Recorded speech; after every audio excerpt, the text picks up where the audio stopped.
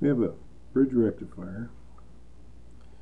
The first cap gives us our ripple, charges first up, and then starts discharging through RL, giving us a ripple here like this. Next 60 hertz, actually 120 hertz peak hits it, and it starts to discharge again, and charges and discharges. The next section of this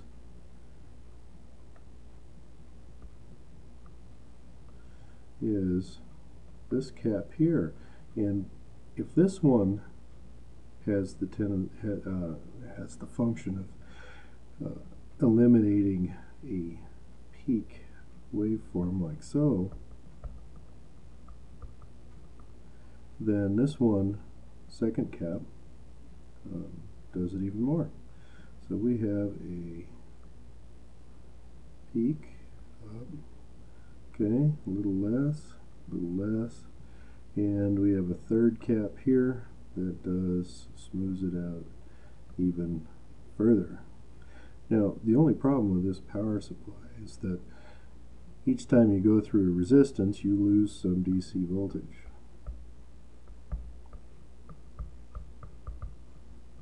More current equals less voltage, DC. There is another method of doing this using an LC filter, and if you set the inductor up as much greater than the cap, X sub L is much greater than X sub C, then it will also act as a filter.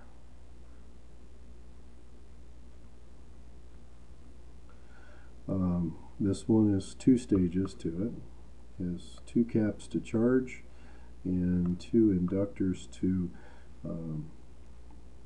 get rid of the AC component of the waveform. Let's see, if you look at this, that's all the AC component to it. It's got a frequency to it, it charges and charges, and so the VR is the AC component. It's 120 hertz for a bridge rectifier, as we've looked at in the past, and the inductor has a frequency response of X sub L is equal to 2 pi FL.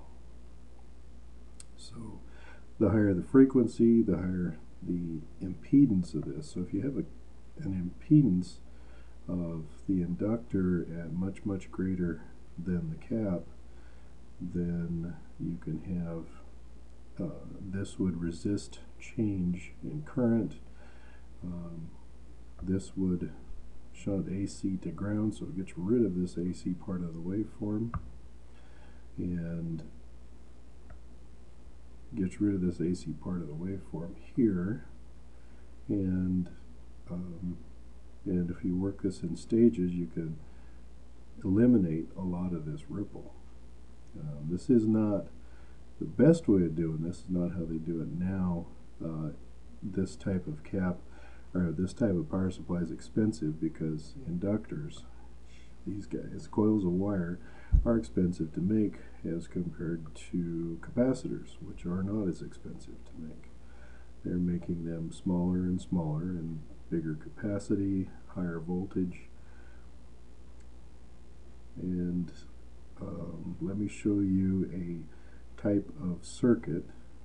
I'll just do it right here. Let's make some space.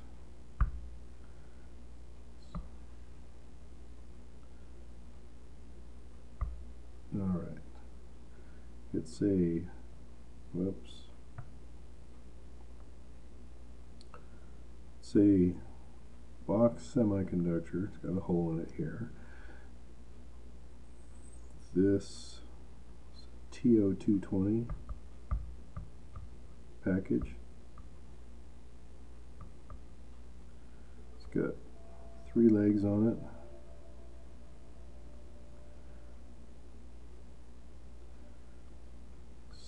Probably got the number 7805 on it.